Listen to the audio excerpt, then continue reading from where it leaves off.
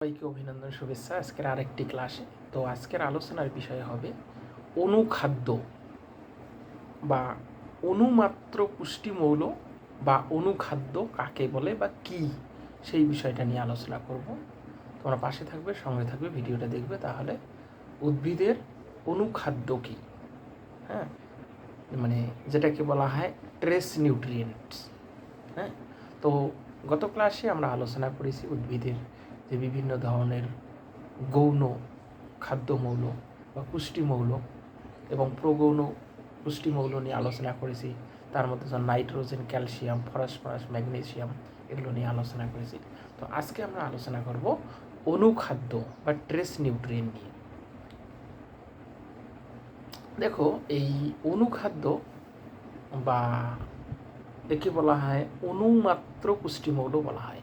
হ্যাঁ, মৃত্তিকায় কিছু কিছু আমরা যে দেখি যে কিছু কিছু খনিজ উপাদান আছে যেগুলো উদ্ভিদ বা খুব কম পরিমাণে, মানে অল্প পরিমাণে গ্রহণ করে। যেমন আমরা জানি সবচেয়ে বেশি নাইট্রোজেন, ফসফরাস, পটাশিয়াম এগুলো উদ্ভিদ সংগ্রহ করে মাটি থেকে।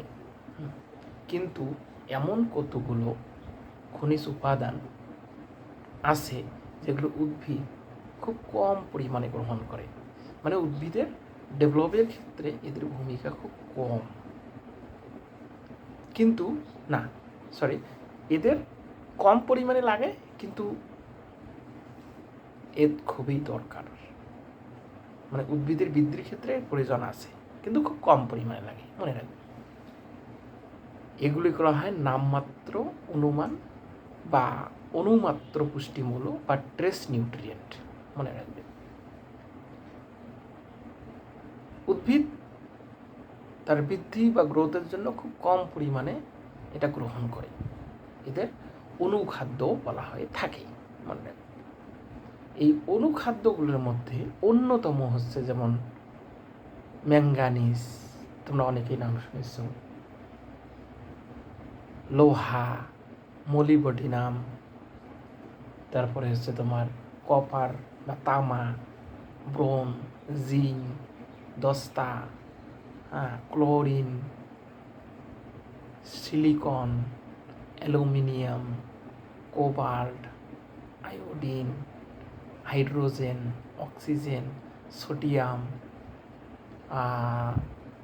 ভ্যানাডিয়াম বা সিলিনিয়াম, গ্যালিয়াম, এগুলো হচ্ছে প্রভৃতি, আরও অনেক আছে। এগুলো হচ্ছে উল্লেখযোগ্য অনুখাদ্য। মানে উদ্ভিদের বৃদ্ধির ক্ষেত্রে এই অনুখাদ্যগুলোর খুব প্রয়োজন, কিন্তু পরিমাণে খুব কম। বোঝা গেল?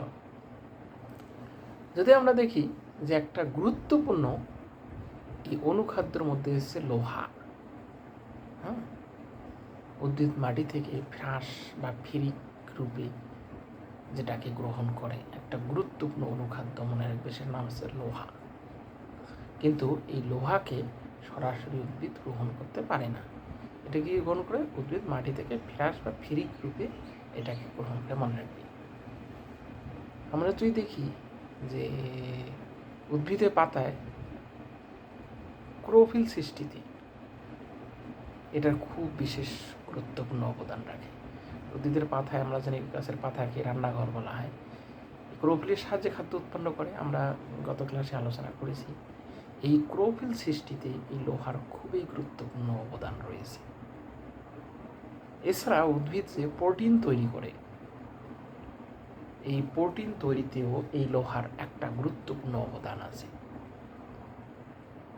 আমরা যদি দেখি যে গাছের বা উদ্ভিদের যে ফলগুলো হয়, ফুল, ফল, ফলের যে টেস্ট কতটা সুস্বাদু হবে, কতটা মানে সুস্বাদু বলতে কতটা পরিপূর্ণ, ম্যাচিউরিটি, বা পুষ্ট হবে, যেটা খেতে খুব ভালো লাগে, সুস্বাদু ফল বলি আমরা, পরিপক্ক ফল, যেটা এটা সম্ভব হয় এই লোহার কারণে। কিন্তু লোহার যদি অভাব হয় তাহলে সুস্বাদু বা সুস্বাদু ফল পাওয়া যায় না গাছে। এছাড়াও যেমন গাছের পাতা হলুদ হয় এই লোহার অভাবে, হলুদ বর্ণে, তোমরা দেখবে অনেক সময় গাছের পাতা হলুদ বর্ণ হয়ে যায়, হ্যাঁ, সেটা বুঝে নিবে যে সেটা লোহার পরিমাণ কমে গেছে। বা উদ্ভিদ মারা যায়, আমরা দেখি উদ্ভিদ খর্বাকৃতি হয়ে যায়, জরাজীর্ণ হয়ে যায়, রোগগ্রস্ত হয়ে যায়, হ্যাঁ, সেটা হচ্ছে লোহা। তো এইসব লোহার অবদান গুরুত্বপূর্ণ একটা উদ্ভিদের অনুখাদ্য হিসাবে। এরপরেই যেটা আছে সেটার নাম হচ্ছে ম্যাঙ্গানিজ, যেটা উদ্ভিদ মৃত্তিকা থেকে ম্যাঙ্গানিজ সংগ্রহ করে, যে লোহার সঙ্গে মিশে উদ্ভিদে যে সবুজ কণা তৈরি হয় সেটাতে অবদান রাখে এই ম্যাঙ্গানিজ।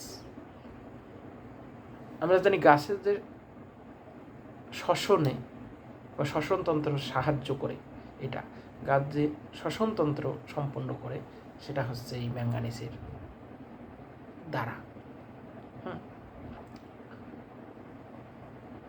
বা গাছের যে গ্রোথ হয়, বৃদ্ধি হয়, ম্যাঙ্গানিজের অভাব করলে গাছের বৃদ্ধি কমে যায়, পাতায় বিভিন্ন ধরনের দাগ দেখা যায়, স্পট দেখা যায়, হ্যাঁ, এগুলো গাছ জরাজীর্ণ হয়ে যায়, যেটা ম্যাঙ্গানিজের মতো।